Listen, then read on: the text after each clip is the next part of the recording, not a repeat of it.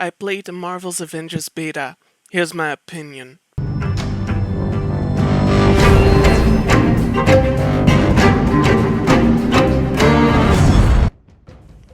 I will try and provide footage of the stuff I'm talking about, but I wasn't able to capture all the things I'm about to tell you. The game is your typical looter game. Think Anthem, Destiny, Warframe, so you'll be doing missions over and over again. You'll be doing it as different heroes, as to level set heroes, to get them better gear, to do their battle pass, dailies and weeklies, that kind of stuff. The levels and gear are pretty important if you're a solo player, as the heroes you bring along will be AI companions based on your roster. I'm not too sure about the battle passes. There is currently a free battle pass, suggesting there will be a paid one as well. The main concern I have, however, is for completionists. If they want to unlock every battle pass for every hero, will they be able to? Is there enough time in a day to complete every daily for every hero? Or do the items for the battle pass remain for an extended period of time? The menu for the battle pass and marketplace form a bit of a nuisance. I could only visit the market on the main menu. It was the only place I could find it. It had hero skins I couldn't find in the hero's cosmetics.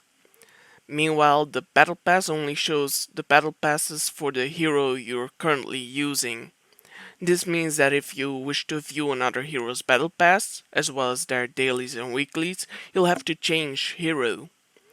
It'd be better if there was a way to view them within the menu itself without actually having to change heroes. Now, about the gameplay itself. The heroes play amazingly. They are just how I imagine Iron Man and Widow to play. I especially loved flying around as Iron Man. Though I wish if you were in a city environment you'd be able to fly over the skyscrapers as well, as there currently seems to be a sky ceiling. The beta only had a small section with Thor and Captain America, which I loved as well. You could throw and summon Mjolnir at any given time, for example. Captain America could throw his shield between numerous enemies, so yeah, that's all fine. The only problem I have is with Hulk, and I've heard other YouTubers mention this problem as well. Basically, the camera shakes as you do stuff with Hulk. Even if you walk and stuff, if you throw things, pick stuff up. It kinda makes sense, but it gets really annoying. It makes it incredibly hard to focus or to even see what is going on. Iron Man's Hulkbuster ability, on the other hand, doesn't have this issue, which plays a lot better and is more enjoyable than the Hulk for that simple reason. For the multiplayer aspect, I've had a bit of an issue starting missions when I was in a group. I played with randos, so I couldn't plan anything. It was hard at first to get some people.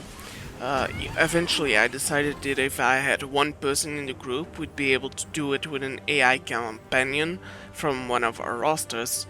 However, a lot of missions didn't start. They'd have a 1 minute countdown before starting. The countdown would end and nothing would happen, forcing me to do it solo.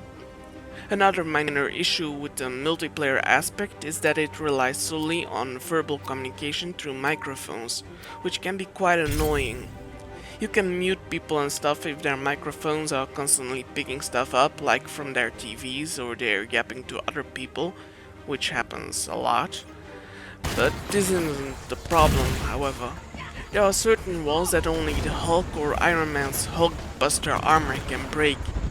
If you don't have a microphone or you can't use one due to the lack of privacy, you simply are unable to communicate with the rest of your team, so you won't be able to get hidden loot.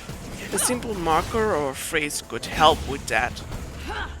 For single player this is even worse, as the AI stands around and does nothing at these spots, even for side missions. Hulk will simply stare into nothingness. A marker would be able to assist with this as well, as the AI could be triggered to break it. I've had a few times where the AI just weirded out on me. The Hulk walked into a solid object for several minutes, or they continued fighting while I was down, simply because I was on a higher surface than them, even though they could easily access it. Now, I was hoping the game would be crossplay, but that doesn't seem to be the case. I would love it though. I'd love to play with friends that own the game on the consoles, and I'd appreciate it if I could add them as a friend. Another minor frustration I have with the game is its objective markers.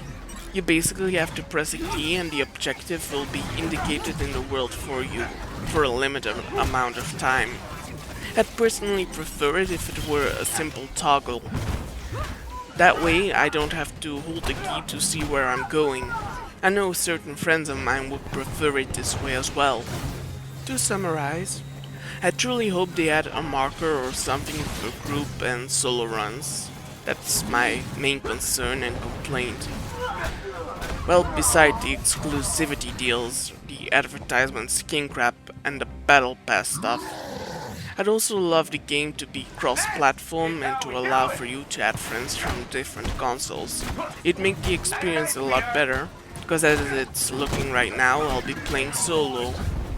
Outside of that, I'm loving it thus far and I'm looking forward to see what the other heroes will have to offer. Let me know what you guys think. Know something I missed? Got any questions? Let me know down in the comment section below. White Light out!